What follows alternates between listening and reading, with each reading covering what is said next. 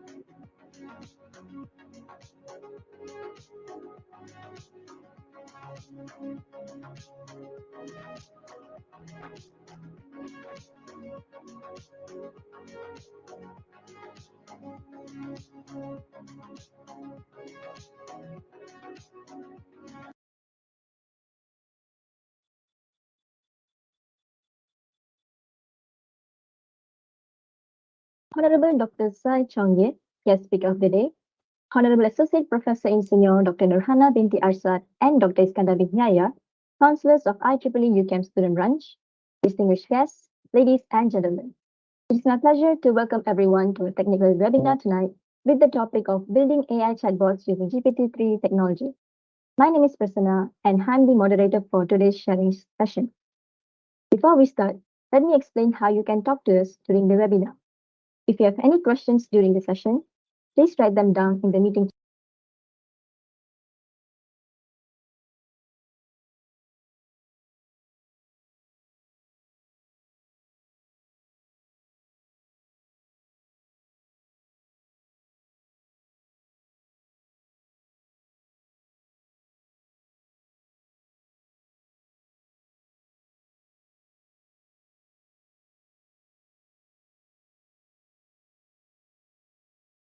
The first no-code AI platform where everyone can train their own AI without writing a single line of code.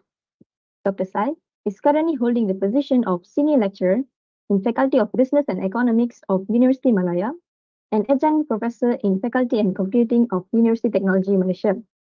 Furthermore, Dr. Sai is the leader of Data Analytics and Business Intelligence of Software Department in Iris Corporation Berhad, where he had designed machine learning solution for ID card detection and face recognition, and also implemented National Integrated Innovation System, NIISE, a project worth of RM 1.2 billion. Moreover, Dr. Sai has also previously held the position of Associate Research Engineer of Machine Learning in Software Department of Meta Technology Malaysia, where he had designed the AI algorithm for people counting solution, pioneered the machine learning or artificial intelligence (ML or AI) application in people counting solution to replace the conventional method using thresholding, and implemented ML or AI application such as object detection and car plate number recognition on Raspberry Pi, using Intel Neural Compute Stick 2 and NVIDIA Jetson Nano using DeepStream. Dr. Sai has also authored and co-authored several research papers to date. Now, without any further ado, I would like to welcome our presenter, Dr. Sai Chongye. The floor is yours. Okay, thank you, Prasanna. Yeah, can everyone hear me? Can you hear me well? Good. Yes, Everyone? yes, we can hear you. Okay.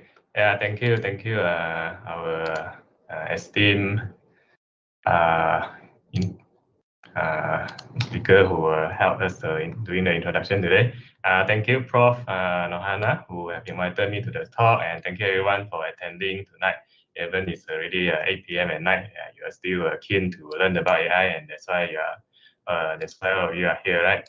I'm just trying to figure out how to use this Microsoft Teams. Am I sharing the screen? Can you all see my screen, full screen, right? Yeah, we can see. Yeah, okay, good. Yeah, nice. Okay. So while we're still waiting for more people to join, we'll do some mental exercise first. Yeah, just to keep you up on an 8 p.m. So there is a photo of two men here. So A and B. Can you guess which photo is generated by AI? So one of these photo is actually generated by AI, and one of these is actually a picture taken by a photographer. Can you guess which one is generated by AI? Yeah, you can write in the chat. You can write into the chat. And let me figure out how to read the chat here also. Yeah, you can write your answer in the chat. Which one do you think is generated by AI? So you are like a little detective here. Try to look at the details and see which one you think is generated by AI, which is not a real photo. Yeah, it's not even a real person in this case.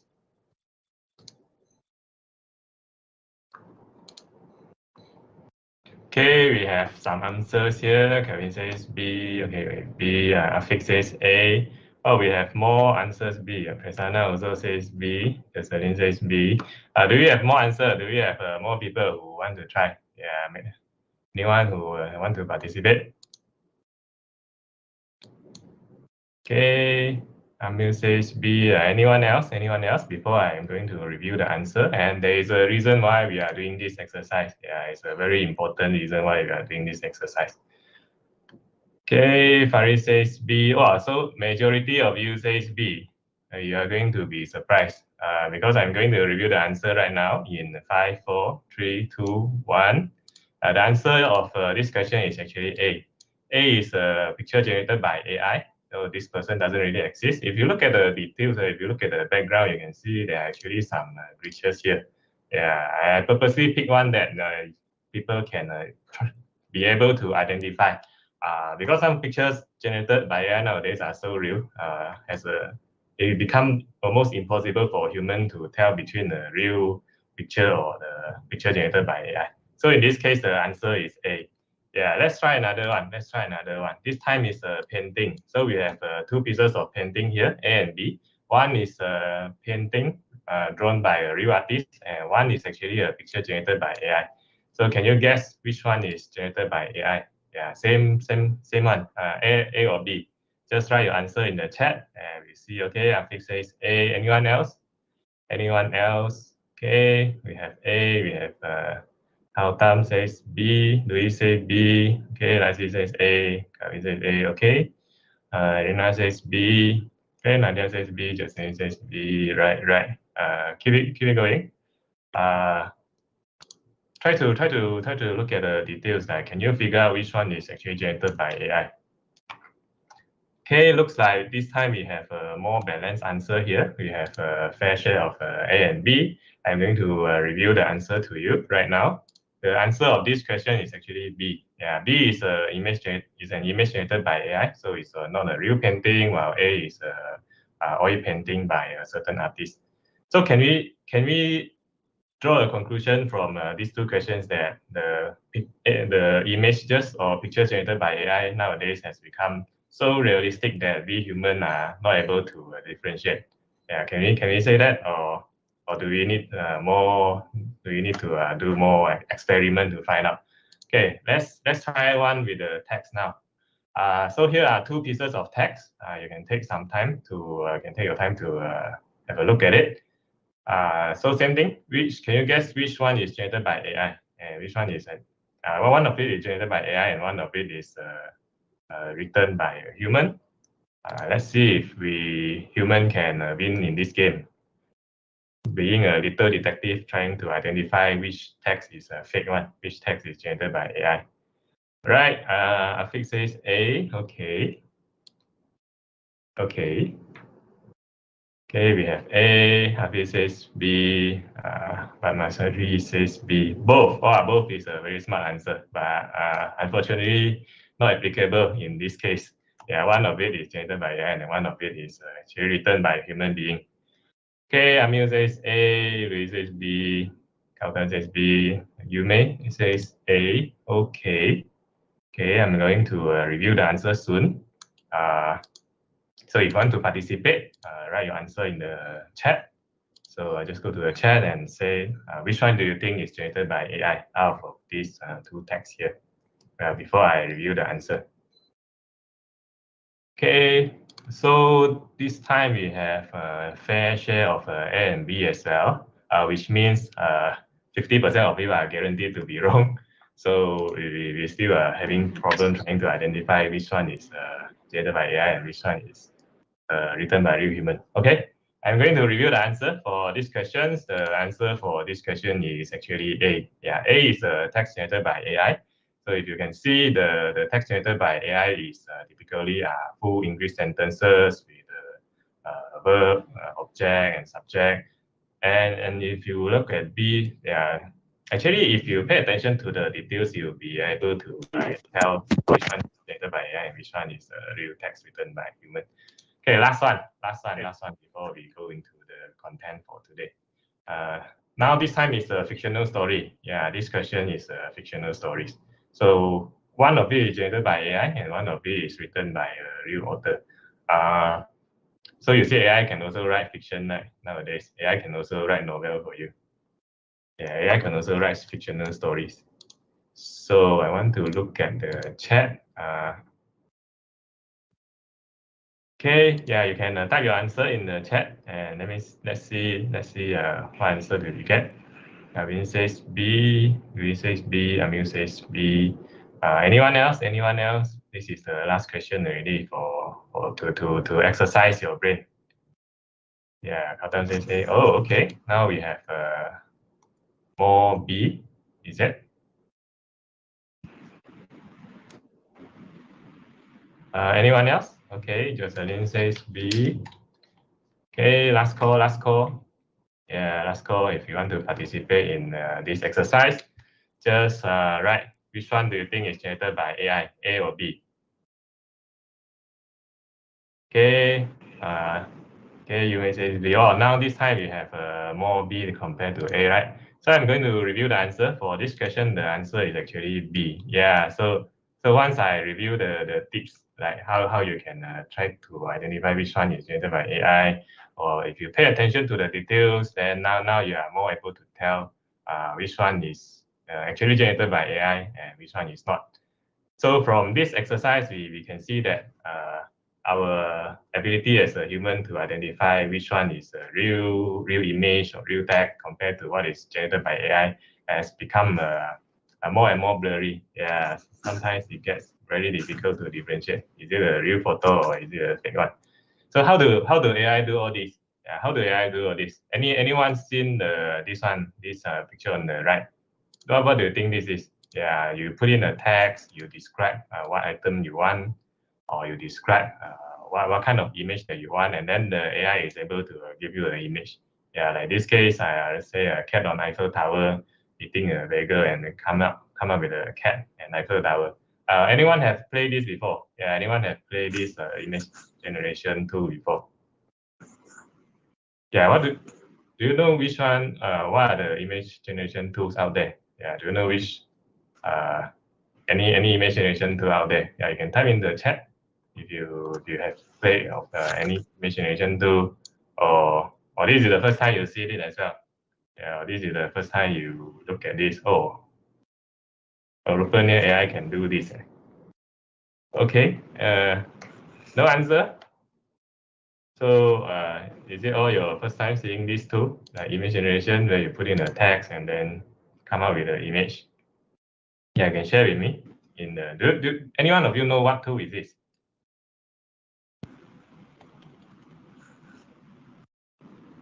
Yeah, there are actually several tools where you can do this image generation. Can anyone hear me? I start to worry because I'm not seeing any response. Yeah, I read ChatGPT. No, it's not ChatGPT. Yeah, I read the news last time lah. The professor was talking for 2 hours in the class, and he also put his phone away. And after 2 hours, the students was trying to remind him that his mic was muted. Yeah. Then after 2 hours, after the lecture finished, only the professor find out, oh, my mic was muted all along. So I start to worry if you don't give me any response. Yes, we can hear you, doctor. Yeah, that's great. That's great. Mid Journey. Have anyone heard of Mid Journey? Mid Journey, Stable Diffusion. Yeah, now they've got a new one called Microsoft Bing Create. Yeah, later we will try to play with it. Yeah, later we try to play about. ChatGPT. Have anyone played with ChatGPT before? Have anyone tried ChatGPT before? Yeah, if you have tried ChatGPT before, you can type in the chat. Say me. Like, I want to do a survey like how many of you have actually tried ChatGPT, or how many of you are already expert at it? Then I will adjust my content accordingly. Okay, so yeah, Arina and Carlton have tried ChatGPT. Okay, yeah, I see a lot of students have tried ChatGPT. Have any one of you tried to use ChatGPT to do your assignment? Or any one of you have tried to cheat in your exam with ChatGPT? Last year was online classes, right? Do you can still have online classes, or all move to physical classes already?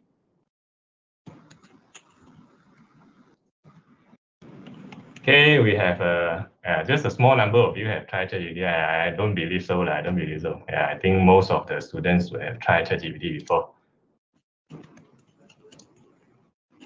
Okay.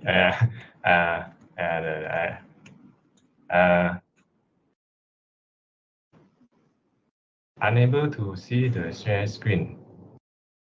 Are you guys seeing the share screen, or have I?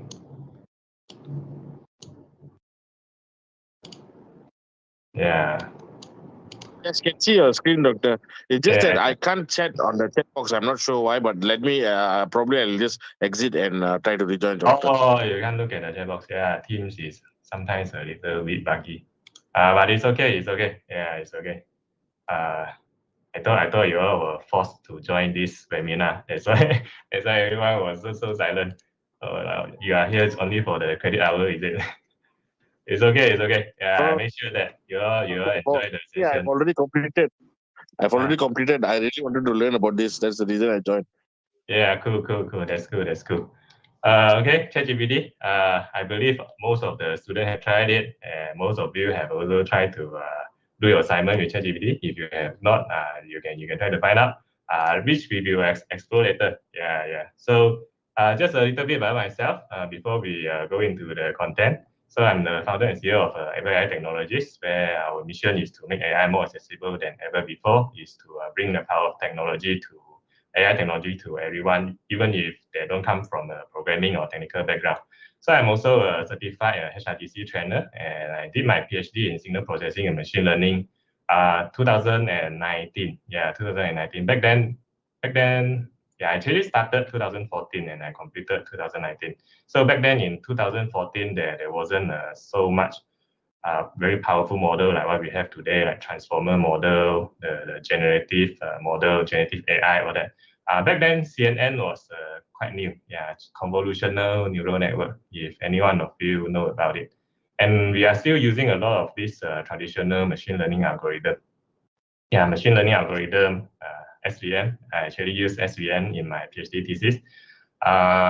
Logistic regression, linear regression, classification regression, this kind of traditional machine learning algorithm. And that time, convolutional neural network is quite new. Yeah, and people were talking about deep learning. What is deep learning, right? Then it make a tremendous progress after the CNN become very popular and people realize that if you build your neural network large enough, it can learn much more information from the data set and it can have a performance much better than the machine learning model can ever do. So yeah, so that's a little bit about some of my experience working in the AI and machine learning for the last 7-8 years.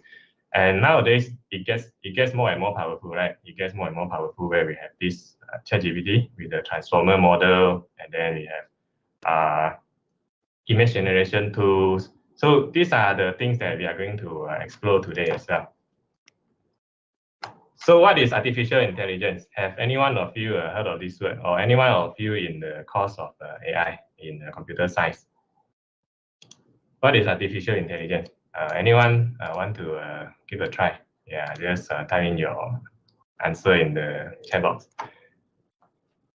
So have anyone heard about this word like AI? What is it about? We keep saying, you keep hearing this word, right? AI making a lot of news, especially in the last 3 months after ChatGPT was introduced. People are paying attention on what is AI. So what is AI? Yeah, what is AI? Before we start today's discussion. So it is an example of AI. So if you see my screen here, this is a very scary robot, very scary Terminator kind of robot. Is this an example of AI?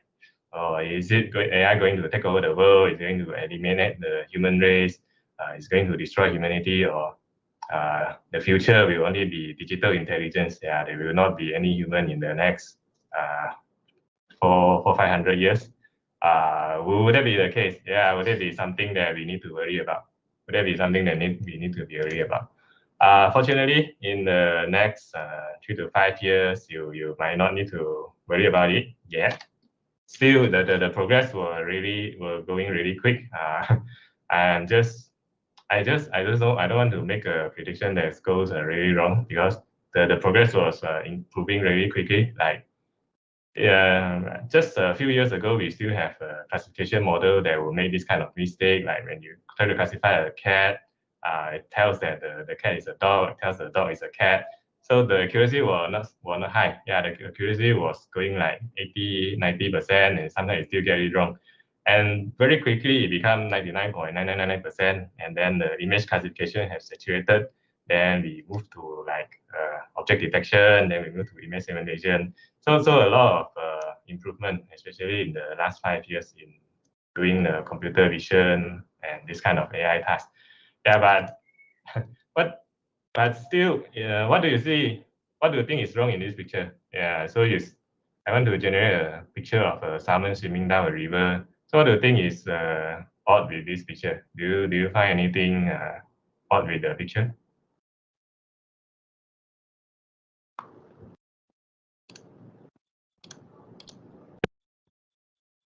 Yeah, this salmon is actually a salmon that is served on the table, right? This is not actually a salmon fish. If you've seen a salmon fish, it's like a gray color and kind of shiny. But when you go to Google and search salmon and you click on image, yeah, this will be all the salmons all the pictures that appear in the Google image. And if you train your model by using this data, and then when you want to generate a salmon swimming down a river, you get something very funny that looks like this, where you have the cut salmon like trying to swim over the river, which doesn't make sense at all. But yeah, this happened for a while, and then this has already been fixed. So if you try now, you wouldn't able to get this kind of result anymore. So AI, how we define AI is that AI is the machine that can learn from data and think like a human being. So there are actually two elements here: learn from data and think like a human being. So are these the examples of AI? So we have two examples here of AI. Are these good examples of what AI is about? Yeah. Okay. Thank you, Luis and Amin, for your last answer. Yeah, the sushi salmon. So here are two pictures. This is an example of AI. So when we talk about self-driving car, are we talking about a robot that have 2 arms and 2 legs trying to drive a car like a human being? Or when we talk about AI, is it strictly something that looks like they take a human shape, have 2 arms and 2 legs? Yeah, is that necessarily the definition of AI? Well, in this case, it's not. In this case, AI is not only something that you see as a robot have a human shape and all. AI have been around for quite a very long time. Yeah, actually, if you pay attention on it, you have been already using AI in your everyday life. You will be surprised what kind of AI that you are already been using on an everyday basis. So some of the application of AI in the industry could range from the manufacturing, healthcare, insurance, customer service, transportation, e-commerce, automobile. So a lot of these industries have already implementing AI, whether in trying to do quality assurance, trying to do data, trying to process and find insights from the data, making predictions using a new data. So what other examples of AI that you have been using already in the consumer space? So I'm going to show you some examples.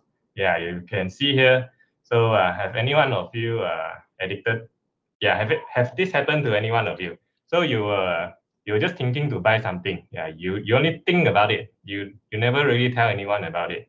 But when you open your e-commerce app like Shopee or Lazada, suddenly you see the item that you want to buy without you even telling about it. Yeah, last time people thought the phone was spying on us, right? We try to tell a friend, hey, I want to buy a cat food, and then you should look at the Lazada and see the cat food there, and you suspect that the phone is listening to you.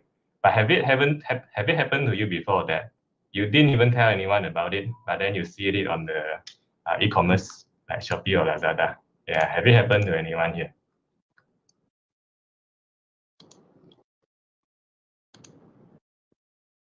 Oh, Kelvin says yes. Very scary, right? Very scary. It's like the AI is able to read your mind. So what really happens there? What really happened there is actually is a recommendation system whereby if you have bought product A, then you are very likely to also buy product B. And sometimes when they run through this recommendation system with their data, product A and product B totally have you can't even think of what is the link of product A and product B. It's just statistically people who bought product A also buy product B.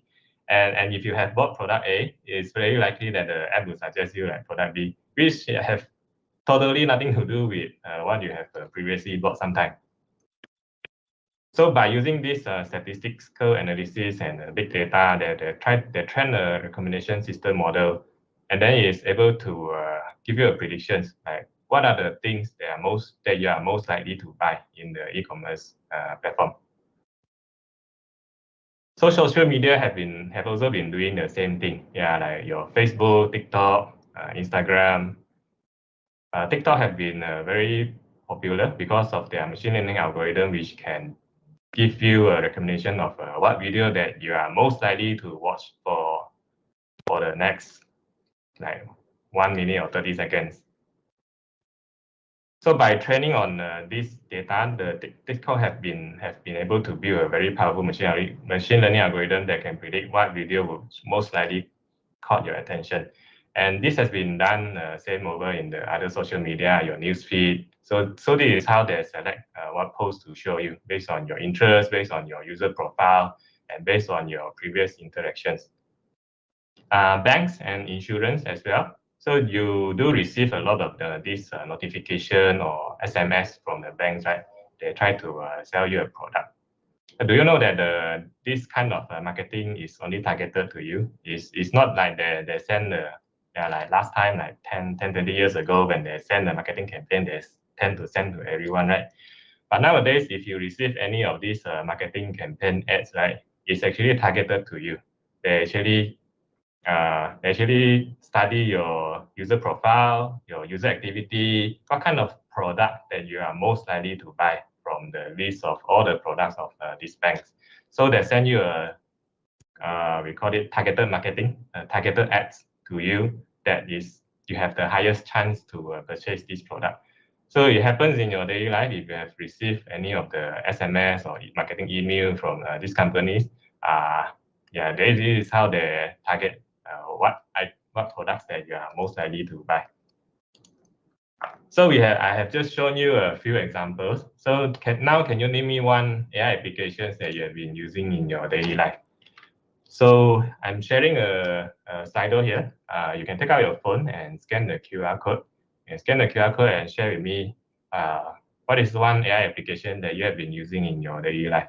And I'm going to look at what kind of AI applications that you have been using. Okay, you can try to participate in the poll. And so anyone who would like to participate, you can take out your phone and scan the QR code and then just try and answer to it. Yeah.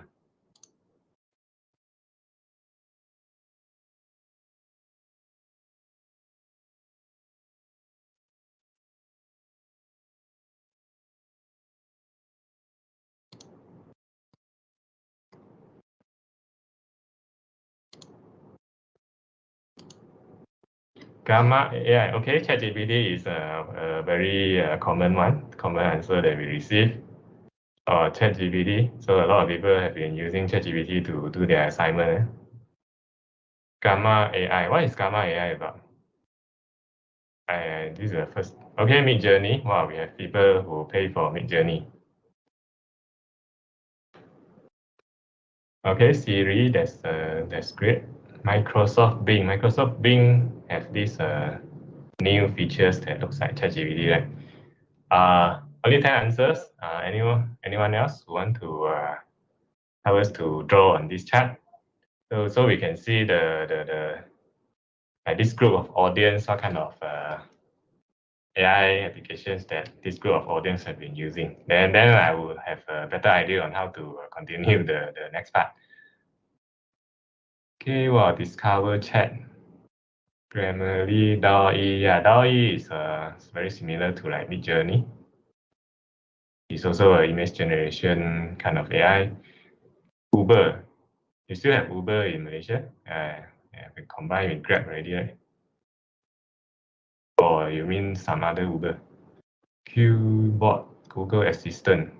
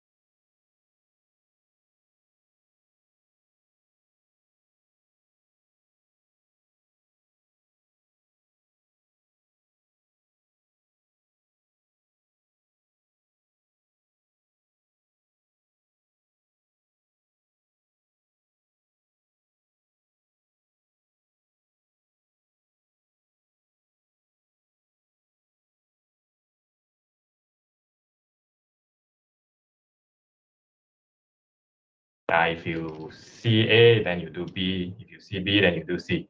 By machine learning, you can put in the data and let the machine learn to classify like which is situation A, which is situation B, instead of you telling the machine what is situation A and what is situation B. So why machine learning has been gaining popularity? Yeah, it's not entirely new. The whole AI research started in 1960, 1970. You will be surprised to find out, wow, it's since so long ago. But why it has been gaining popularity only recently? One of the reason is the exponential increase in the data that we generate every day. And the second reason is the increase in the computational power of the hardware that we have today to process all this data that we generate. So if you stack the data that we generated on the daily basis on Blu-ray discs, will be height of 4 Eiffel Tower. So because of the proliferation of the common, because of the number of data and computational power that we generate, that we have today, so machine learning and AI have been able to do amazing stuff. The purpose of machine learning is to identify patterns and relationships from data and gain insights from the new data or the unknown data that you put in, and from there you can then make an informed decision based on the data that you have gathered. So this is the purpose of training and running a machine learning model. So one of the simple machine learning application is called a classification. So let's say that you have fruits. Yeah, let's say that you have some pieces of fruits here. So this is apple, this is orange, this is apple, this is lemon. Yeah, it's obvious to you, but it's not obvious to the machine. So you label this fruit. So you label it, this is apple, orange, apple, lemon, and you put it into a supervised machine learning algorithm. So you learn from these features, what are the fruits there, and what is the label, what are the labels for this fruit, and then you can train a model. Yeah, you can train a tiny robot like this. So in the future, when there is a new fruit that comes in, this tiny robot can tell you that this is actually an orange. So this is one very simple example of a machine learning model. So you might ask, yeah, what is the point of doing this? What's the point of trying to classify apple and orange? So it actually can give you a lot of use cases if you are able to train a machine learning algorithm on. Let's talk about computer vision. If you are able to tell between apple and orange, then you can build all these applications, like detecting if there is stocks that left unattended. This is actually pose estimation to detect the pose of the person, detecting whether or not the person is wearing a face mask, detecting whether or not the workers are wearing the safety equipment. So detecting this, I don't know what is this, is there a lock? Or I think to identify whether this lock is locked or is it open.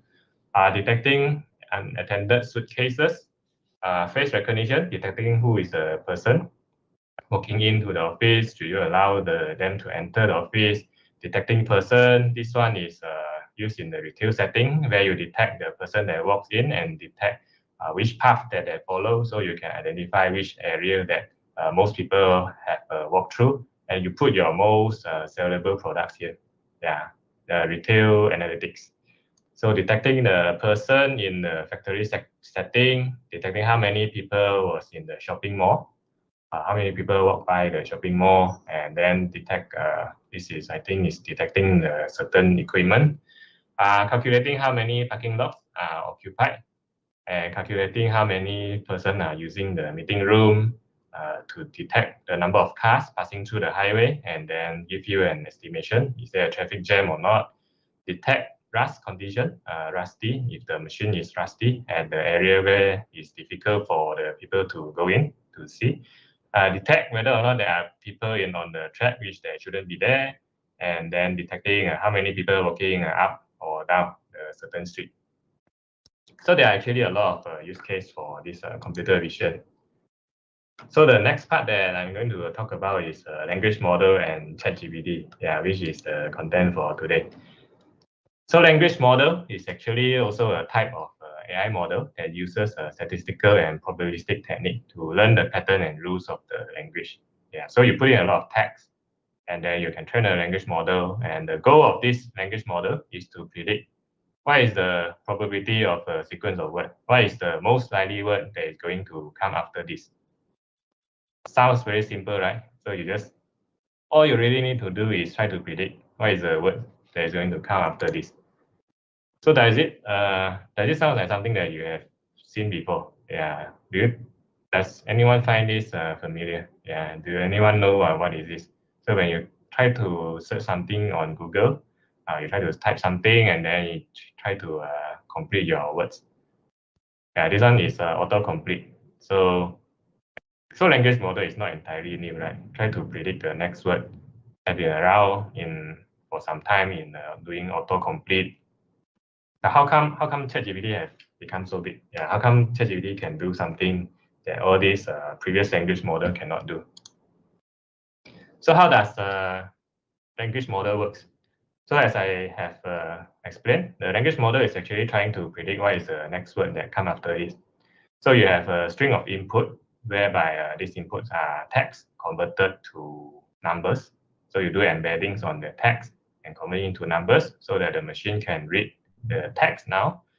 And you put in this into the trend model. Yeah, this is your neural network. This is your transformer model, which you have trained with all the data that you feed. And what you really want to do now is try to predict what is the word that come after the input. And then once you have predicted the next word, then you take this next word put it into your input, and then you switch one step to the right and try to predict what is the next word that comes with it. So when you play with ChatGPT, it comes out the words like one by one, right? So this is actually how a language model works. It's called an autoregressive feed-forward model. So one of the reasons why ChatGPT is so powerful, one of the reasons is because of the model size and the number of parameters that you have, whereby you can train with a lot of data. So our model was considered to be a very large model back then with 94 million parameters in 2017. And then we have the GPT model, which have more than 100 million parameters. With any measure back at the time, it was considered a very large model. While your ChatGPT is based on the architecture of GPT-3, which have 175 billion parameters. So the parameters is really huge, whereby you will need a lot of data to train the model to be functional. And OpenAI have actually just recently released GPT-4. Does anyone know how many parameters are there in GPT-4? Yeah, the rumor says there is 100 trillion of parameters. But if you look at how it have grown exponentially, yeah, by the way, this is an exponential chart, and this is not a linear chart. So you see actually grow by 10 times every time. So yeah, based on just doing a projection, it should be at least a trillion parameters. Yeah, GPT-4 should at least have a trillion parameters, and there is rumors that say it's 100 trillion parameters. But so far, they have not released any information about the number of parameters. But just training a model that predict the next word is not enough. Yeah, just training a model that predict what is the most likely word that is going to come after this. So if you do this on the input, what is the capital of France? Then you will get what is the most likely word that comes after it will be what is France largest city, what is France population, something that you find in tourist information. So what does ChatGPT do is they do something called RLHF, reinforcement learning from human feedback. Then now you can put in instructions, and then it can give you the answers like the capital of France is Paris. So what happens? What happens from here to here? Yeah, what really happens when you just have a model that is trying to predict the next word to something that you can actually ask it questions and respond you accordingly. So this is reinforcement learning from human feedback, RLHF, that OpenAI have used to train the ChatGPT model, whereby you have a human labeler. You have a human labeler to rate the answers.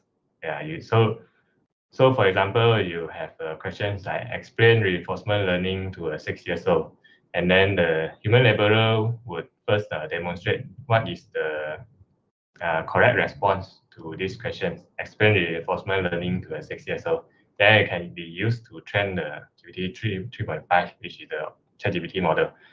And another thing that you can do is also to rate the response. So instead of just having one response, you can also have a multiple response, and then you have the human labeler to rank which response is better than the others. And this have been also been used to train the ChatGPT model. And finally, this one is like write a story about others, and then you have reinforcement learning. Yeah, this is reinforcement learning that give reward to the model based on the generated output. If to have a policy to reward the model, yeah, this is like doing the doing some what you call that, moderation, content moderation, to control what is an appropriate output and what are not. So this is ChatGPT. What is ChatGPT? Is based on GPT-3 architecture, and by doing the RLHF, you can build a 3.5 architecture, which can help you to answer questions. So you have a user interface. Yeah, you have an interface whereby you can communicate with the model and become more useful rather than just trying to predict what is the next word. So what else you can do with ChatGPT? Yeah, what else you can do with ChatGPT? So you can ask the ChatGPT to help you to write an email, which is something that I use quite frequently. So I just copy the email that I received, and then I give an instructions, write an email to reply to this person, and says I'm interested or says I'm not interested.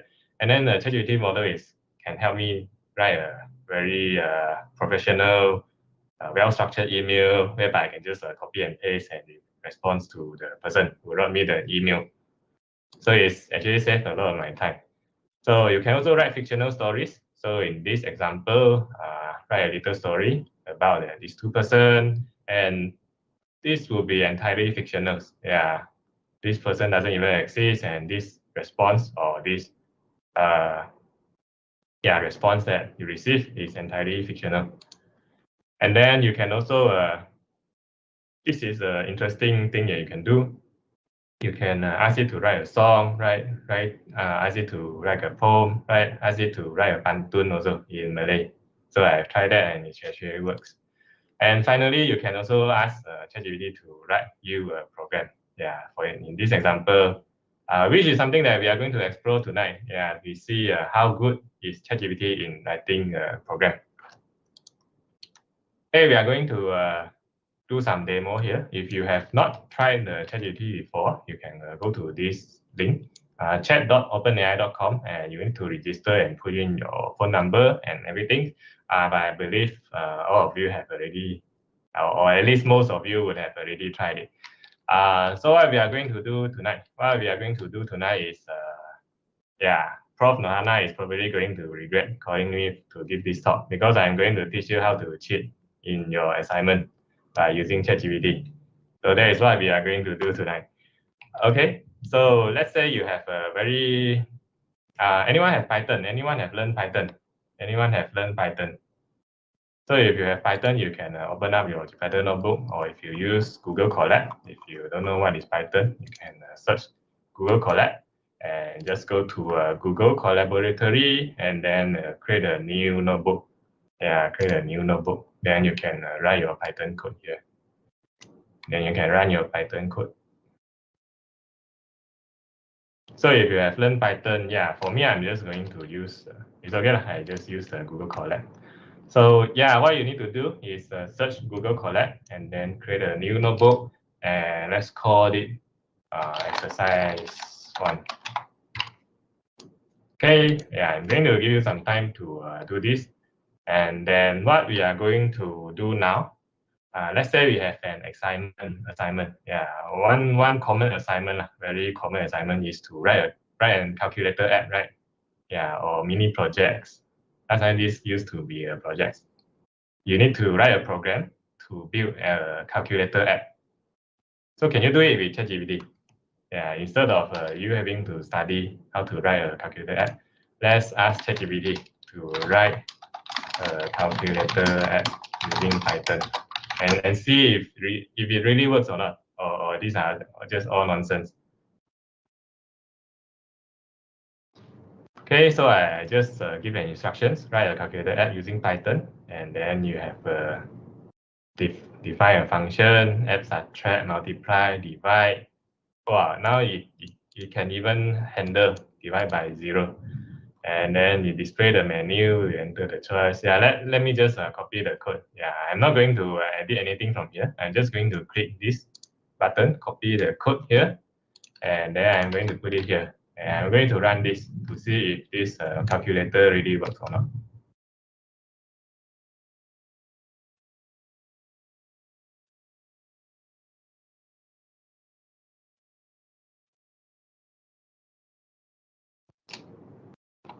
Yeah, this one is a very common assignment, right?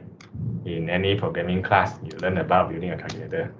So I want to select, let's try a simple one, addition. Yeah, let's say 15 plus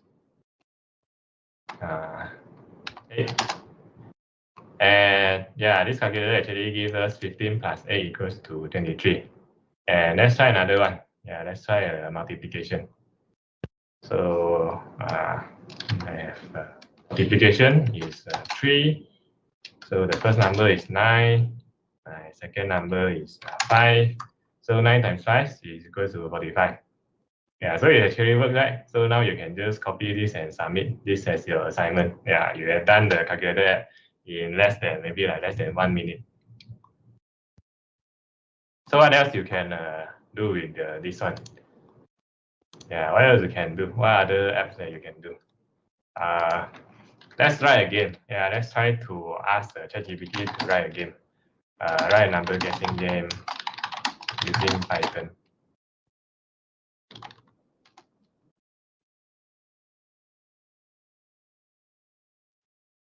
So what I really did here, instead of writing all this code, I just write one prompt, yeah, which is this one, write a number guessing game using Python. And you generate all the code for me.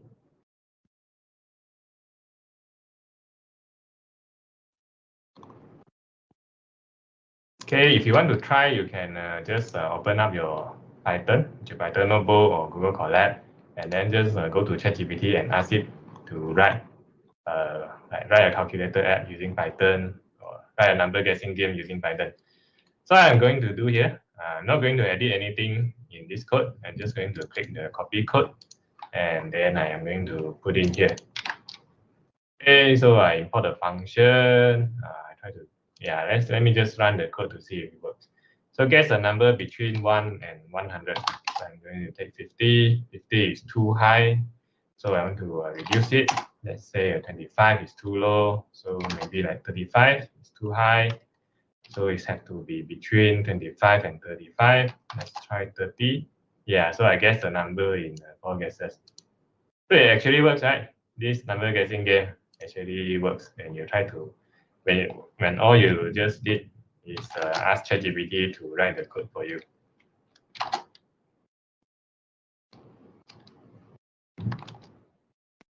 Okay, yeah, I'm going to guess another, I'm going to run another time.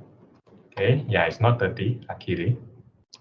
So it's the actual random number. It's not a consistent number. 30 is too high, 35 is too, 25 is too low, so 27. Yeah, I guess the number in 5 guesses. Let's do another one. Yeah, let's do another one. Write a dragon slaying game using Python. Can you write a game? Can you just give a command and then the ChatGPT write a game for you? Today is like a text-based game, right? So you put in the text and give you a, yeah, it give you an okay, it's use a random number, random integer. So last time we have this like a text-based game where you have a piece of text and then you give an input, and based on your input, you actually arrive at different situations. So this is just one of the examples. So if I run this code, we come across two cave. One leads to the dragon, another to safety. So which one do you enter? One or two? I'm going to put one. So I approach the cave.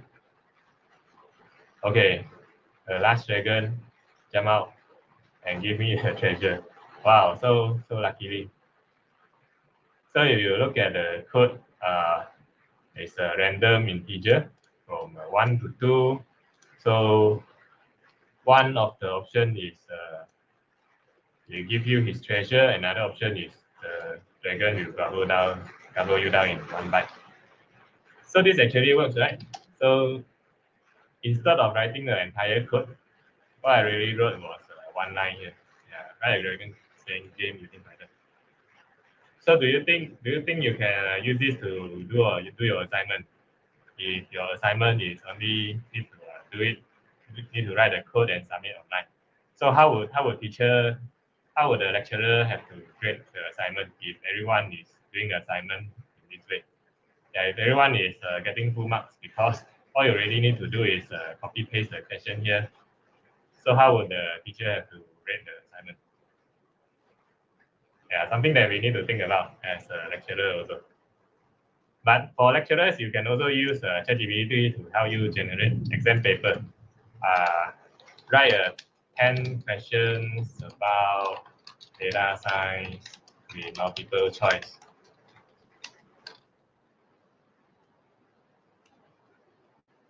Yeah, you can also use ChatGPT to help you generate exam paper. And now is the time to submit the exam paper, right? So let's say you want to do multiple choice questions, and then what is data science? The answer is B, process of extracting insight and knowledge from data. So it gives you 10 questions immediately without you having to find what do you need to put into your exam paper. So this is also something that I use to generate questions. It can also help you to generate subjective questions.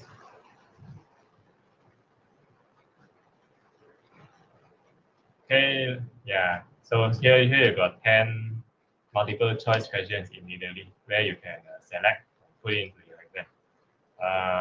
Try to complete questions about data science with Python, in the iris data, and I'm just going to give one classification model, super vector machine. So the more details that you give in your prompt, the better questions that you get. Okay, so this is just like one line question. This is not something I want. Examination question for data science Python.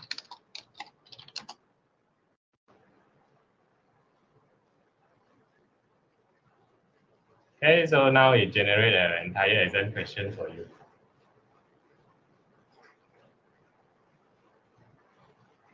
So this is like a 10 marks question, right? 10 marks subjective questions. Together with the questions and instructions, yeah, it's 10 marks. I actually just guess the number. And it also include the grading for you as well. So from there, you can just modify the questions. Like let's say you want to change the data or you want to change the algorithm. Then your question might be, can the student just copy this question and answer the exam? The answer is yes, unfortunately. So if I just copy these questions and I ask the ChatGPT to answer the question itself, yeah, it can also generate codes for you to answer the question itself.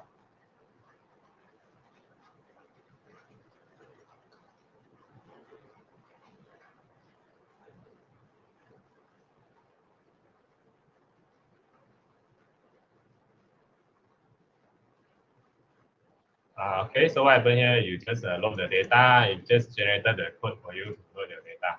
And then you can you can just paste the second question here. Split the data set into training and test set. and then it can generate code which you can actually run. Yeah.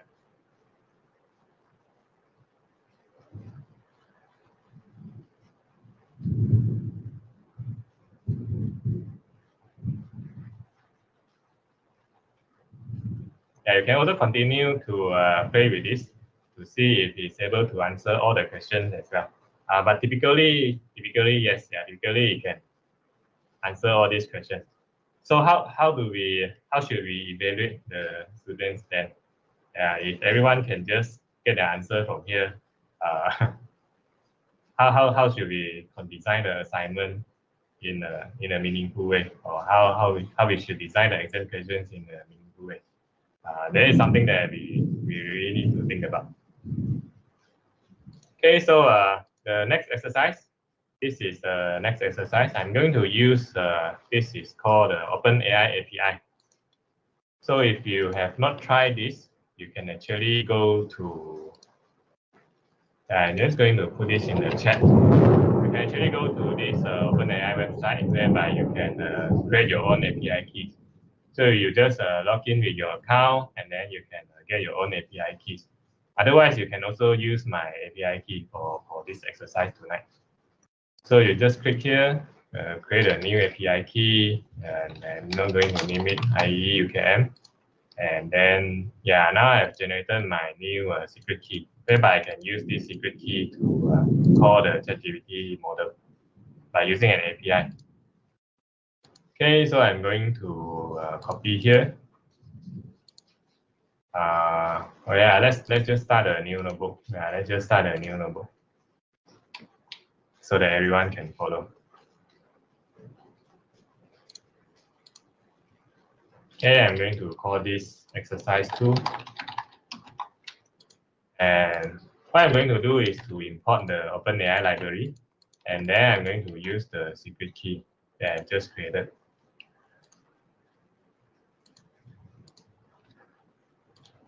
Wait, yeah, this Microsoft Teams. Okay, so where was my secret key? So, okay, I'm going to, yeah, because after you copy, you cannot copy back again. So I have to create a new one. So I'm going to create this secret key and share with all of you. I'm going to share this secret key in the chat. So if you want to follow the demo or follow the assignment, then you can also try with my secret key. Yeah, otherwise you will have to pay. Yeah, otherwise you have to pay for the service. If you use my secret key, yeah, it will be charged in my account, but that's okay. You can use it first. Because we have a lot of credits actually. So yeah, so the first thing that I need is to import OpenAI and then use the secret, put in the OpenAI API key, and remember to convert this into a string. Yeah, you probably know what I'm saying, right? So before that, if you don't have OpenAI library, and what you need to do is pip install OpenAI, and then you just run this. Maybe you download and install the OpenAI library, and then the next step is to import the library and put in the secret key here that I have just shared in the chat.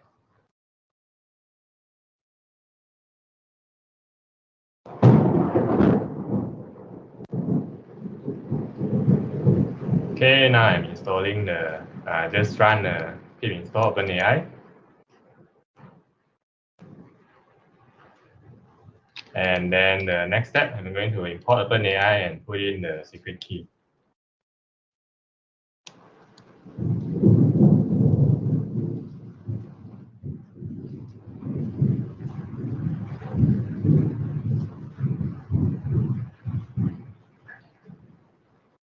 Yeah, anyone who follow the exercise, I give you some time to follow. Otherwise, I just quickly run through.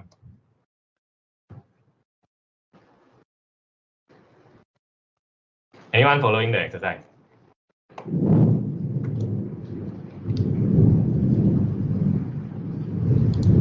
Yeah, in this case, I just going to run through it.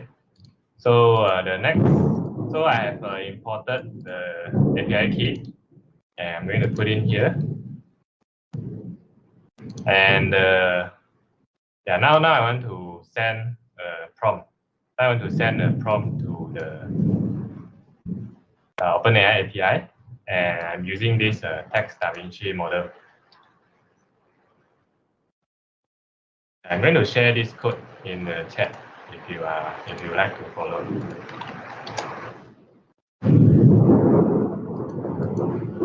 I'm going to share this code in the chat. So what you need to do, you need to import OpenAI first, and then put in the API key and share with you, and then you can run this function completion.create, and then you put in a prompt, you define how many tokens and you want to generate, and you define what engine that you want to use, and then you can run this function.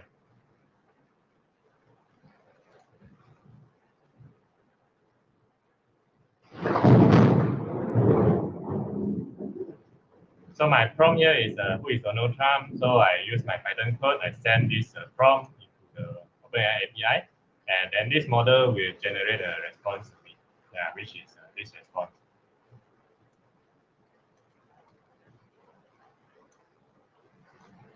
So if you run it every time, you actually get a different answer.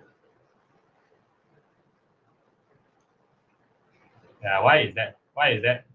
So every time you run this, you actually get a different answer. Does anyone know?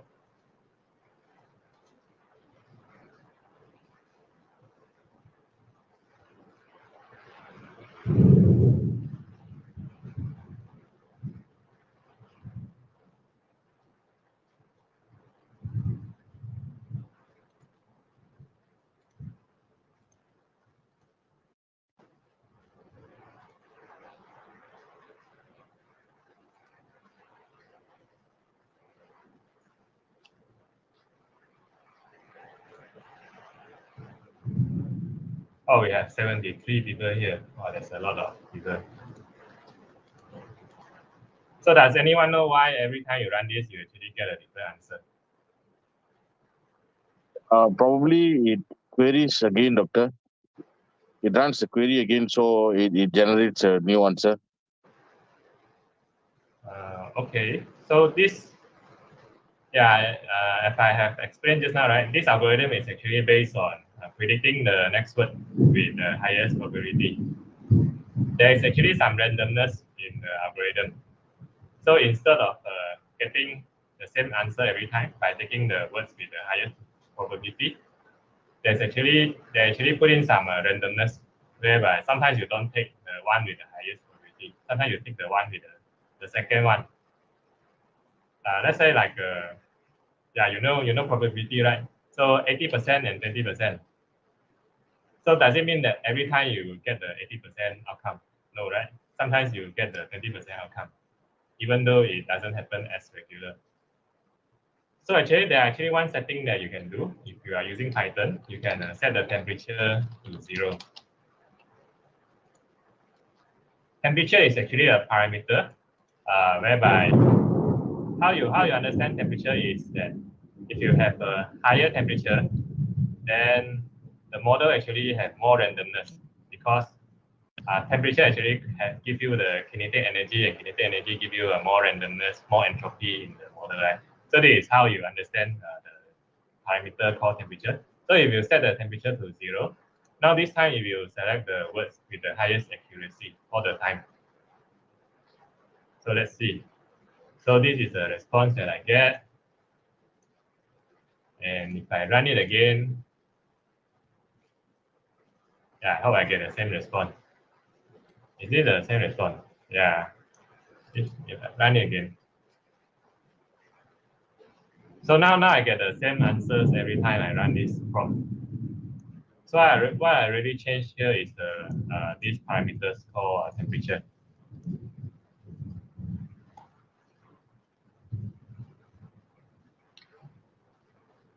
All right, but this is not the text, not the ChatGPT model, right? This is a text DaVinci model, which is an older model. So you might ask, how do I call ChatGPT model? So I'm going to do the next one. I'm going to do the next exercise. So in this exercise, we are going to call the ChatGPT model. And the ChatGPT model, the code name is GPT-3.5 Turbo. So I'm going to just share this here. I'm going to just share the code here.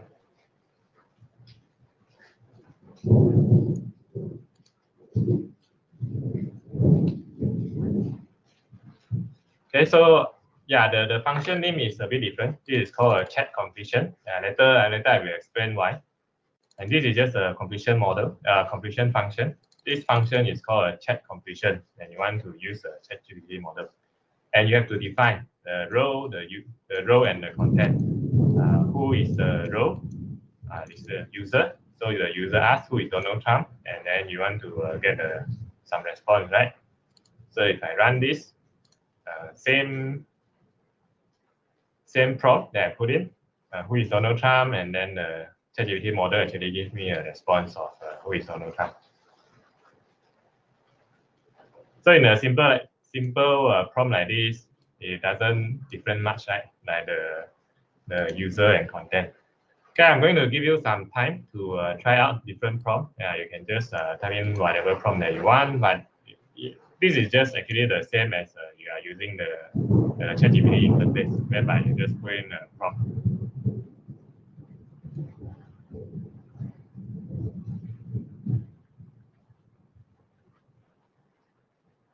So what is special about the Python here?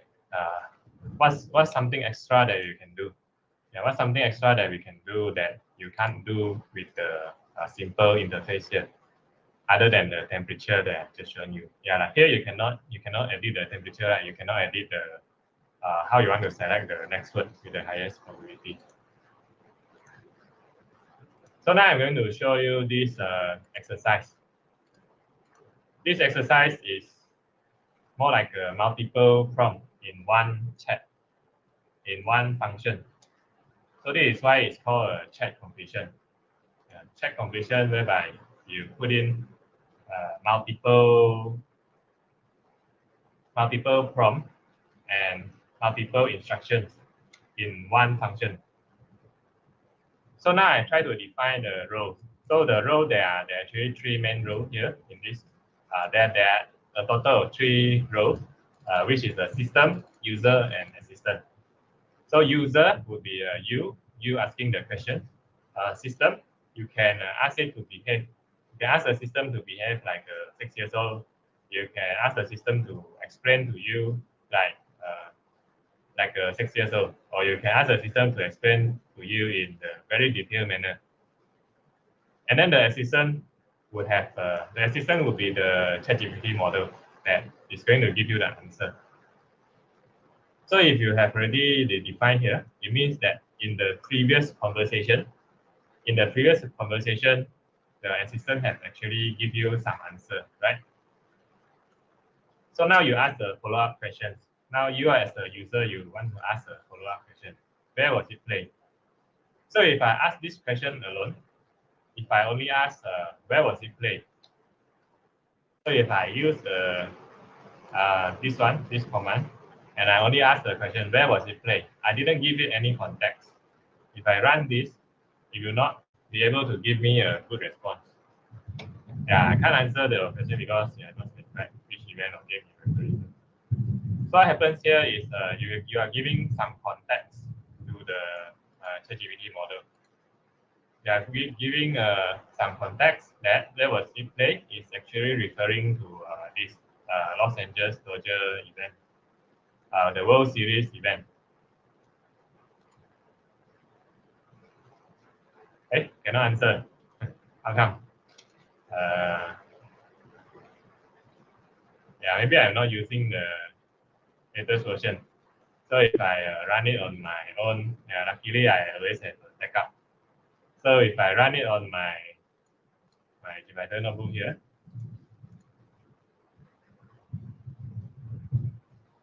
name response is not defined. So message response was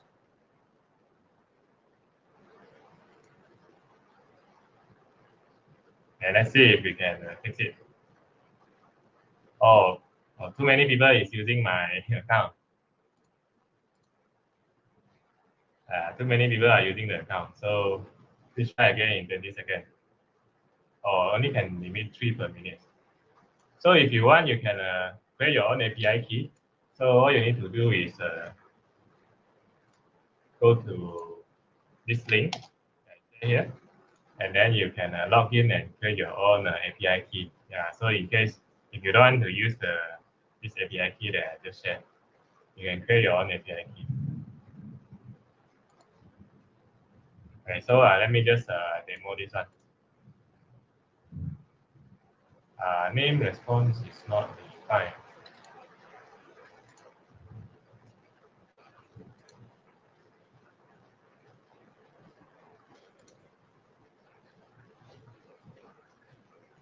Okay.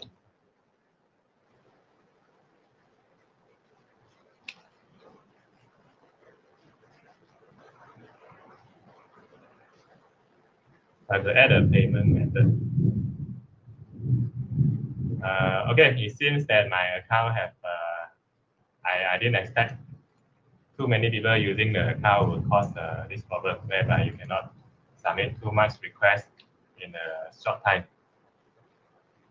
But it's okay if you can. This is supposed to give you the answers based on this question. So if you have tried, yeah, you can actually do it here. You can do it here. So I'm going to put in the message. Copy the entire message here. Let's see if it works. Okay, so it doesn't work like this. So let's create a new chat, and then I'm going to give this message one by one. So you are helpful assistant, and then I ask the question here: who won the World Series in 2020? And then I'm going to ask the follow-up question: where was it played?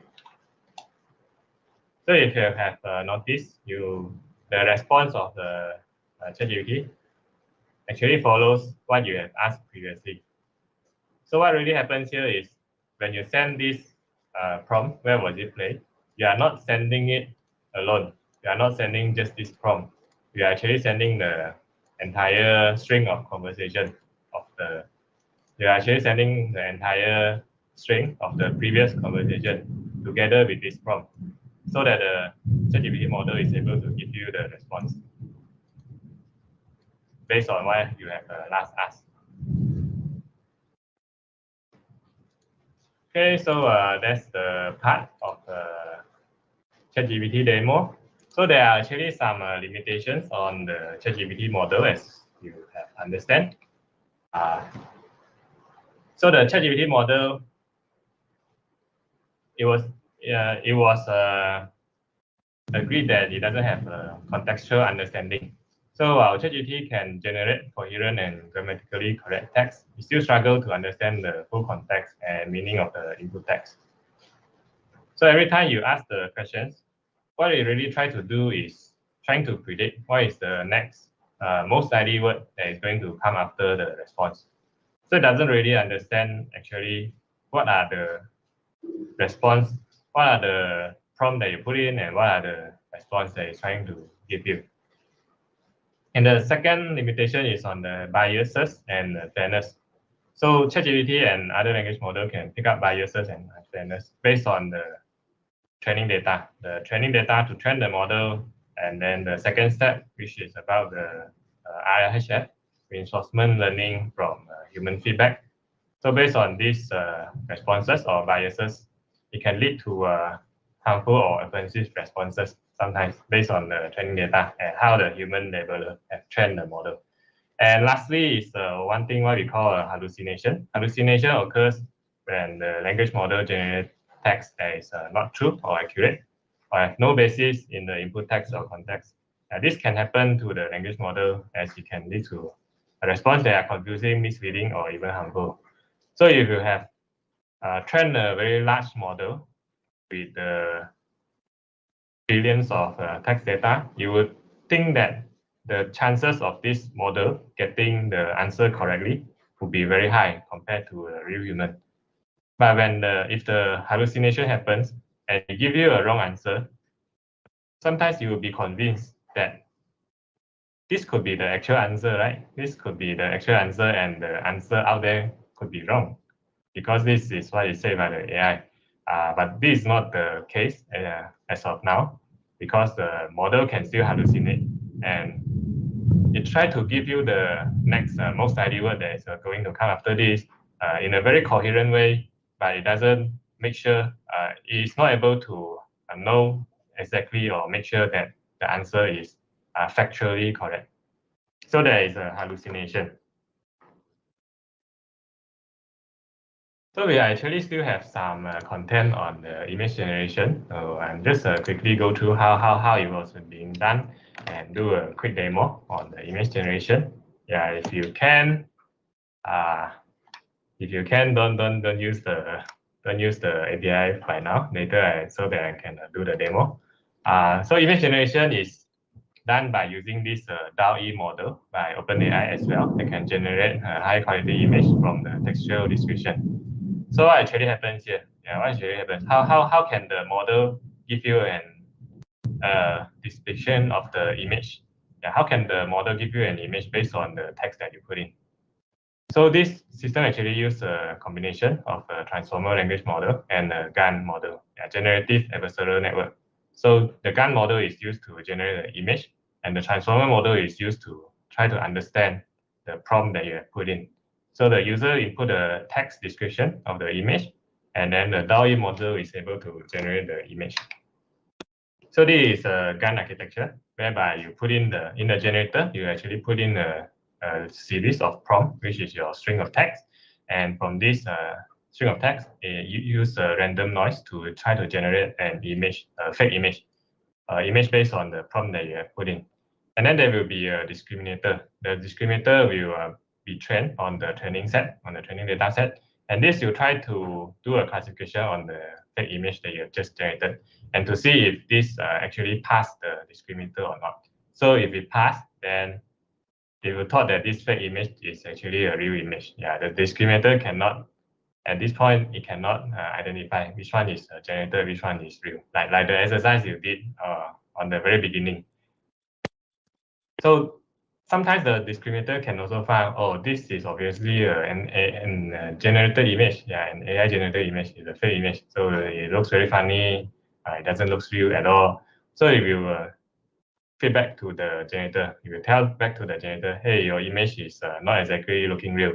So the generator will also learn, yeah, how can I generate an image that is closer to the training set, which looks more real than this particular image.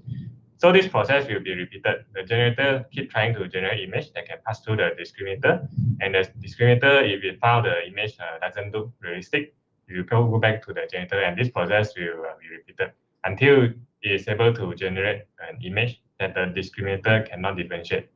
Yeah, this is how it's actually being done. So let's see if we can do this demo. Yeah, let's see if our account is released already. So I'm going to generate a prompt called an image of a glass bottle. Okay, so I have just generated an image of a glass bottle. Yeah. So that is an image generated by the prompt that I just put in, image of a glass bottle. So what else that we can do? We can also let's generate another one and display it in the GPT notebook.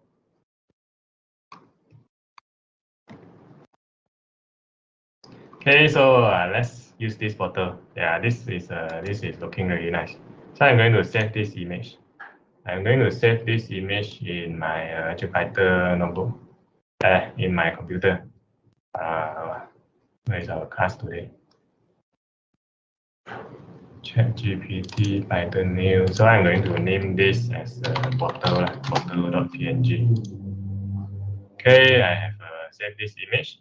So what I want to do now is it possible that I want to close this bottle with a plastic cap?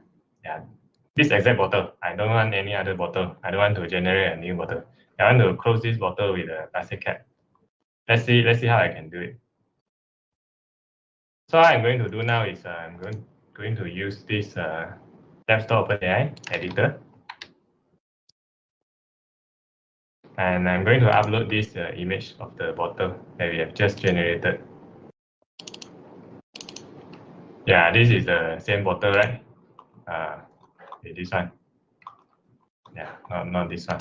Yeah, this one is creating a variation. This bottle, and I put in here. Okay, so the next step that I want to do is I want to change this into a plastic cap. So I'm going to erase part of the photo. I'm going to erase part of the photo and then download this. This is what I call as a mask. So I'm putting a mask over this bottle. And once I have downloaded this, I'm going to put this into my folder, right? So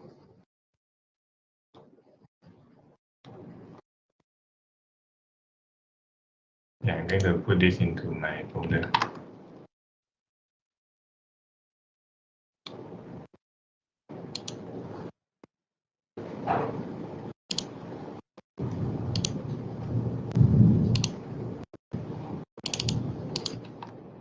I'm going to share another screen.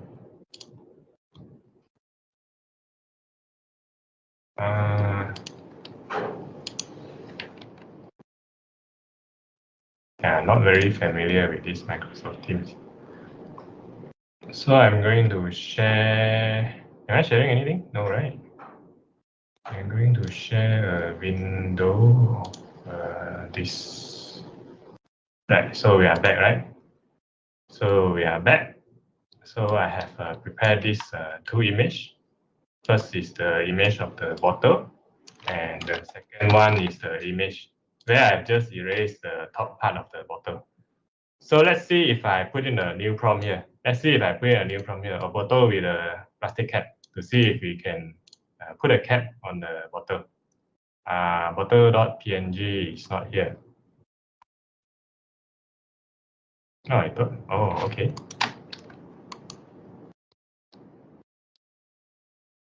I'm actually using a different folder. ChatGPT class. So what I'm going to do is I'm going to put these two pictures together and try to generate a picture based on it.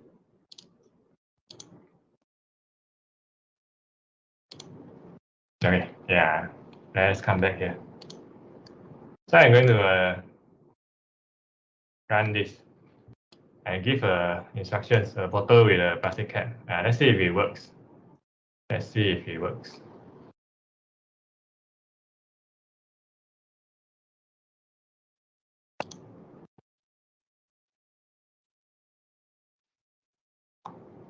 Okay, this is not as nice, but actually done what we actually want. So I have the previous bottle here, and I erased the top part of the bottle, and now I can generate an image with a bottle with a plastic cap. So do we still need Photoshop to do this? Yeah, we don't need Photoshop. The AI can do it also. So let's try another one to see if we can find one that looks better than the last one. And DALL-E actually have improved a lot. So you can now generate a better image. Like this example is only using a very simple image. If you give more details, if you give a more complete instructions, you can generate a much better image. Realistic.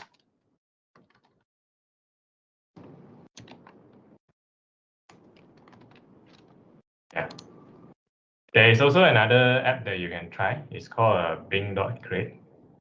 So what you need to do is go to search Bing Create. Bing Create is also an image generation model where you can just put in a prompt, and if it will give you the image generated based on the prompt that you put in. Yeah, DALL-E is one of it, Midjourney is one of it, and another one is called, yeah, this one looks better lah, but still can be improved.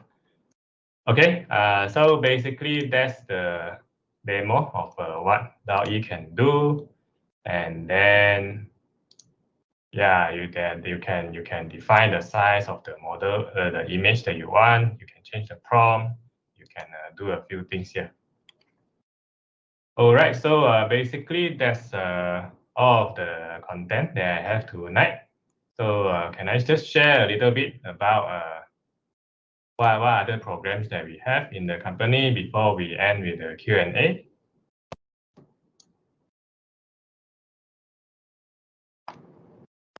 Yeah, we actually, if you go to our website, we actually do a lot of trainings and bootcamp of about AI, Python, machine learning, coding for beginners. Now we are doing like image generation and also ChatGPT, right? So like teaching you how to build your own ChatGPT using Python. So one of the program that we have is called this Python with ChatGPT bootcamp. So what is Python? Yeah, I believe most of you would have already know Python. You have already learned Python in university. It's the most in demand programming language in 2022, and now it's get even better, even higher in the ranking in 2023.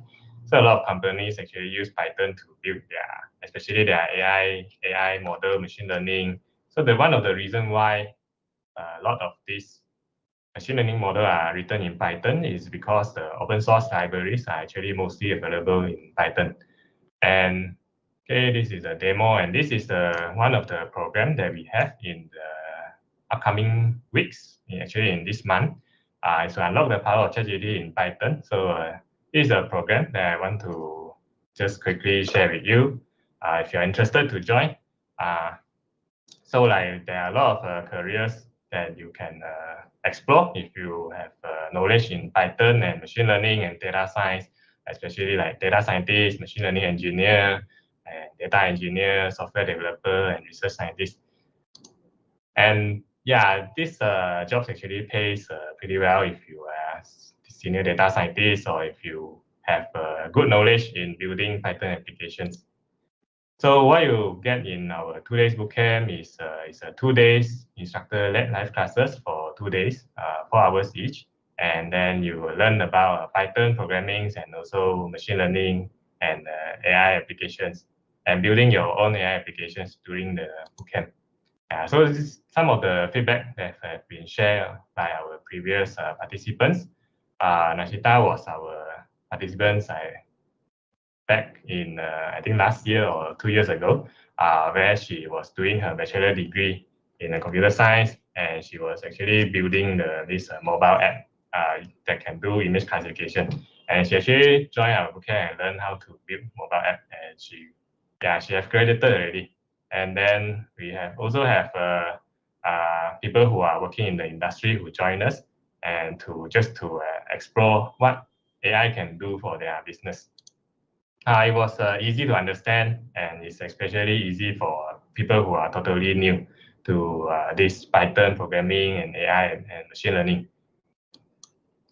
Yeah, a lot of feedback and reviews that we have previously received from the participants, and they are overall very pleased with the quality and the materials of it's very simple to answer, simple to understand, even for people who don't come from programming background.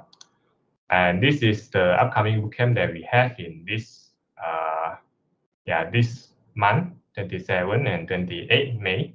So it's 4 hours on the So I'm just going to go through this quickly. So you actually get a 2 days bootcamp on this is 27 and 28. So it will be a weekend, Saturday and Sunday. Yeah, it will be a weekend on Saturday and Sunday, 2 to 6 p.m. And if you join it with our promo code, which I'm going to share the promo code in a while, you actually get a free 1-month subscription of our AI software and free video courses of our AI fundamental. And you also get a 1-hour consultation with our machine learning engineers. So this is the promo code. If you would like to join, you can go to our website, and it's only $299 for the 2 days bootcamp. So if you are interested, I'm just going to share the link here for those who are interested to learn further with us. Okay, so basically that covers everything that I have for tonight. Thank you very much for the last 2 hours with us. If you have any questions, I'll be here to answer. Pass back to the moderator. Yeah, Prasenna.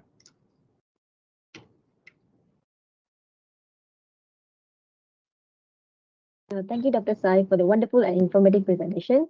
Ladies and gentlemen, now we have come to the Q&A session.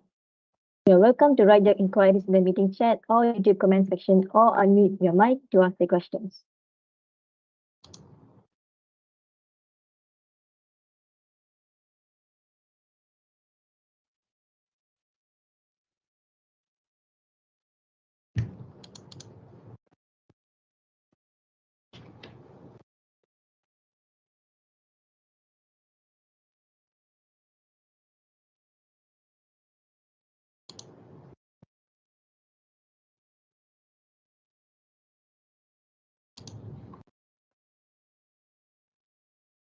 Yeah, it can be anything. Yeah, it can be any questions like what do you think would be the future of AI? Do you think AI is going to destroy humanity? Do you think AI is going to take over the world? You know, and it can be any questions. Yeah, if you have any question, just don't be shy to ask. So we can have some discussion. Hi, I have a question. Yeah, sure. Yeah, I guess the question here is, how safe do you think it is to use the OpenAI API, create apps for your organization in terms of security, the data that you are submitting? Yeah, we actually have clients who are skeptical to submitting their company data through the API. So they were asking us to build their own large language model, like a ChatGPT model. Luckily, nowadays, it has become very easy to train this model at your own. You don't need 175 billion parameters. You can take a smaller model and it achieve a comparable performance. Yeah, you can train your own model if you are skeptical about the security of API.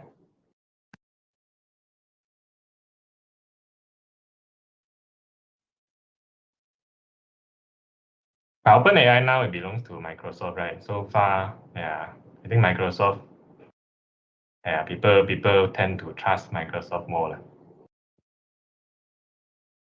If you pay for the service, yeah.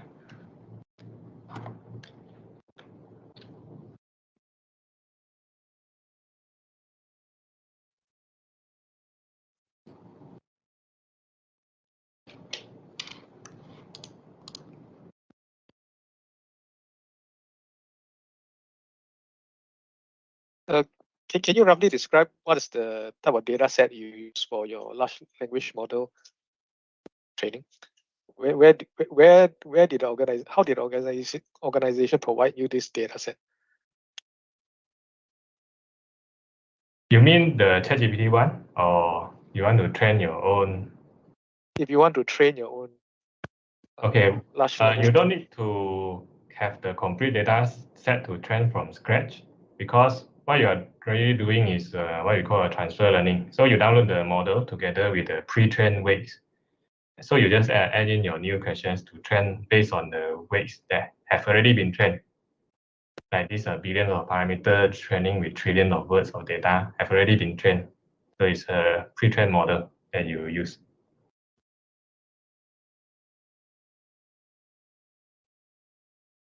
So we actually have a question on the chat by Yihui. What are the potential future advancements or development in GPT-3 that could enhance chatbot capabilities? Oh yeah, there are very interesting development, GPT-4, which have already been launched. It can also read pictures. It can also read images. It also have visual capabilities. So it's a multi-model kind of applications. It's not just text, because text alone. So let's say if you are reading a book, right? You are reading your engineering textbook. If it is based on text alone, it's not. We are not saying that you can't understand the content based on text alone. But if there is a visual, if there are images, then you can understand much better, right? So you have a much better understanding of the context.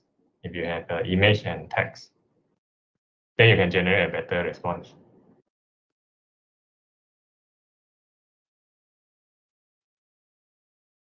Have anyone have a GPT-4 account?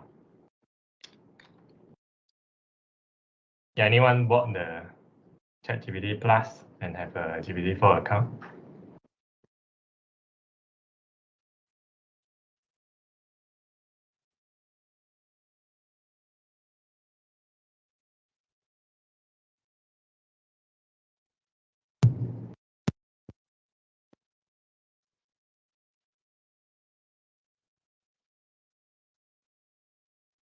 Yeah, I actually tried to apply for the for the developer account with ChatGPT, GPT-4, but I haven't received it yet. It's already been at least a month, I think.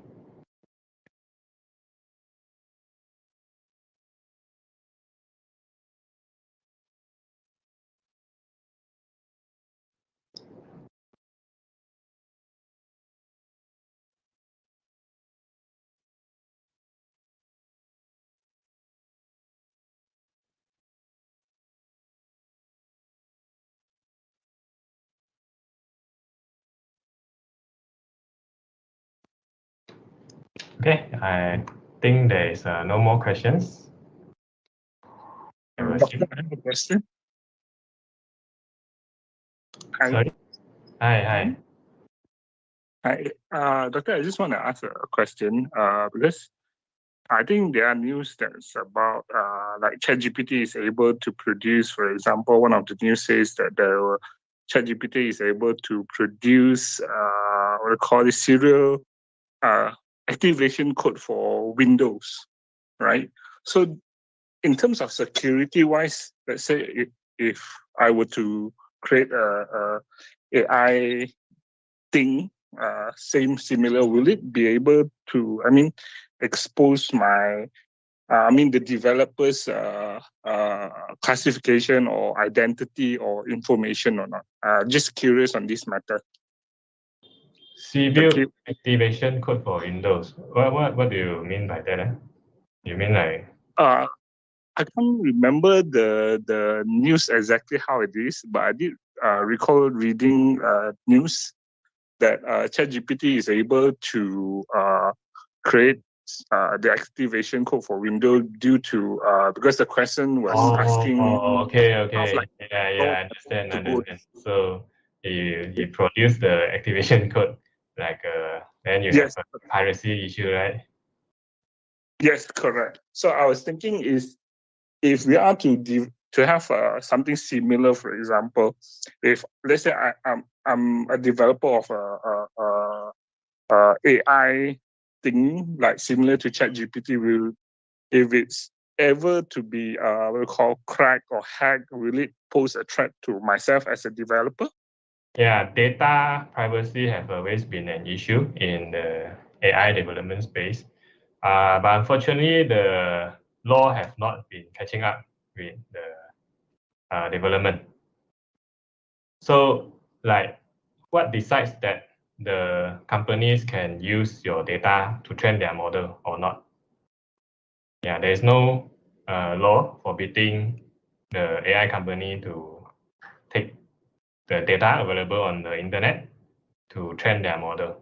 Unfortunately, the regulation have not catch up with the development. So this has always been an issue of discussion on data privacy. Yeah, like is your user data on Microsoft products? Is that something suitable to be used to train the next generation of model? Yeah, this is something that the user will need to think about because there is no regulation around it yet. So, Doctor, just another question to follow up on that. Where do you see, or what's your prediction when it comes to setting the rules and regulation about data protection and privacy?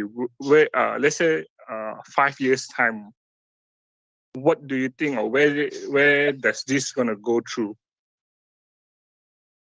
I think by the nature of the countries that decides the regulation, we will see very different limitations. Depends on the countries that draft the regulation. Okay, thank you, Doctor. Yeah, Hello, Doctor. yeah. Can I ask one more question? Sure. Yeah. Hello. Good evening, Doctor. My name is Terence. I'm like to ask about in terms of I'm in the government sector. I would like to ask about the things that we need to do when we award, for example, like a tender. We need to do some sort of like a due diligence report. So I was wondering that, okay, so the common way that we're doing this is we have several databases, for example, like a tender to provide services like a training. So for example, your company, Ever Technologies, so we have the database of and others and other company that provide the training process.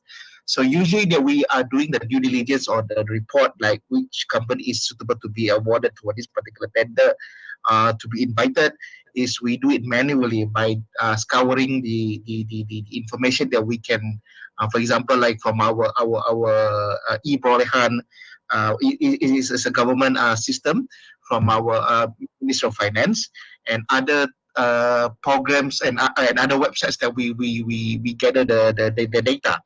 But the thing is, we usually do it manually. Of course, like we have some scores that we can help our top management to make the decision or what is and whatnot. But the thing is it possible to use ChatGPT to scour through all the database if it is given access? And not only that, to give, for example, like a simple score or ranking, but also can advise what are which company is uh, um, sort of like the things that we need to avoid, the things that we need to take mark, so that the things that we always sort of like overlook. So that is what I would like to ask. Yeah. Thank you, Doctor. The answer is yes, definitely possible. So there is also an applications out there already. I think it's called a Chat PDF or something. Maybe you just do a quick Google search where you just upload the PDF document and then you can ask questions based on the information that you uploaded there. So in your case, you upload the entire list of the information of the vendor, Company. of the companies. Then you ask questions at the bottom. So now you have this project. Which one is most suitable? Definitely possible. Although we haven't seen a real working example yet. Yeah, the whole industry is quite new. The ChatGPT was only launched a few months ago, right? Yeah, But, that's the thing, the because like definitely possible. okay, sure. So we can, how do we, like, in terms of technically speaking, like how do we allow ChatGPT to access the, or like what you say is a PDF that we can like open, file and upload, but how about like database? Can we like program it to access a certain database? Oh, it's the same function, the one that I just demoed just now, chat completion. Oh, Yeah, so you I see. just include the entire database in the prompt, before the prompt. Okay, understood. Thank you, Doctor.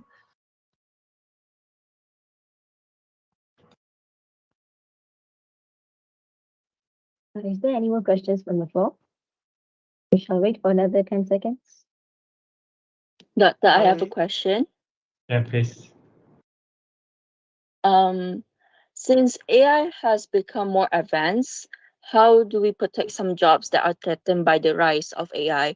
For example, we are seeing freelance illustrators are seeing a decline in commissions because a lot of clients that are companies are using AI to create artwork for their usage.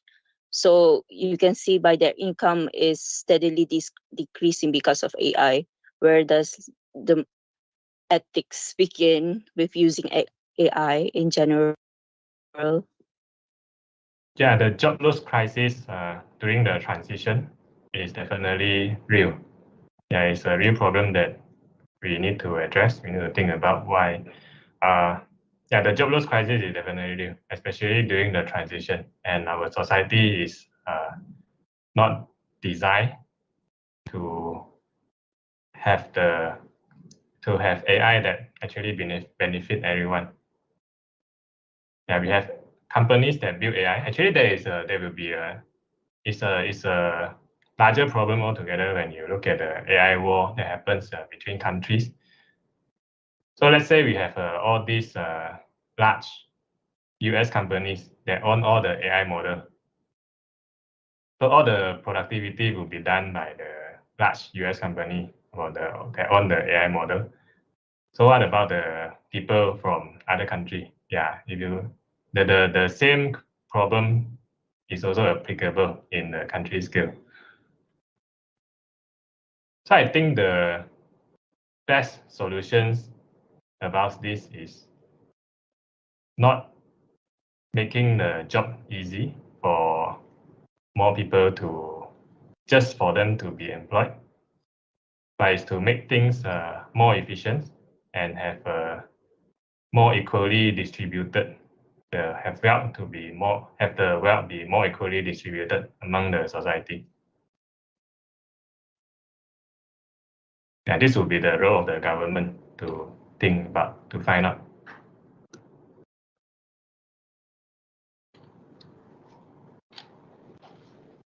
Okay, yeah, I think we have reached the time for all the questions that we can gather for tonight.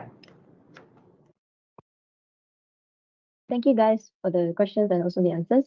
Ladies and gentlemen, now we have reached the end of the sharing session. We would like to thank our speaker, Dr. Sai Chong-Ye, for sharing his knowledge and insights in today's webinar, and also all of the audience for your active participation. Hopefully, the webinar has benefited everyone. Before we end today's session, let us take some group photos together. For that, the participants are kindly requested to open your camera. Yeah, actually, I just want to add something to the last questions. There are two kinds of people who can survive in this transition. People who are really good at what they do. People who are really good at what they do that cannot be replaced by AI. And the second group of people would be people who can use AI really well. So if you are one of these two group of people, then you will definitely be fine. All right, let's go for the group photo.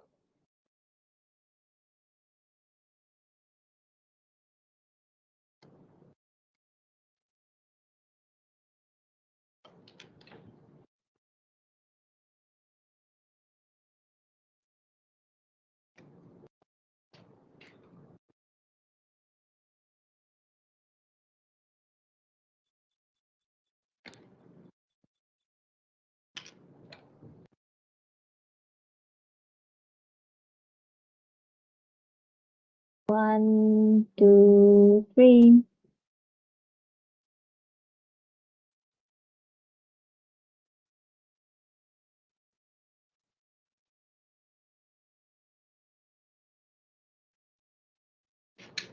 Okay, once more. One, two, three.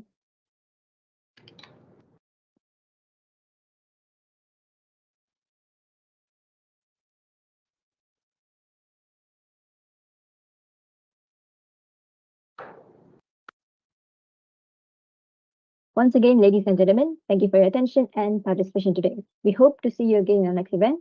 Before you leave, please kindly fill out the feedback form for the attendance record and future improvements. The feedback form will open till 10 p.m. Thank you. Okay, thank you everyone for coming tonight. Thank you. See you.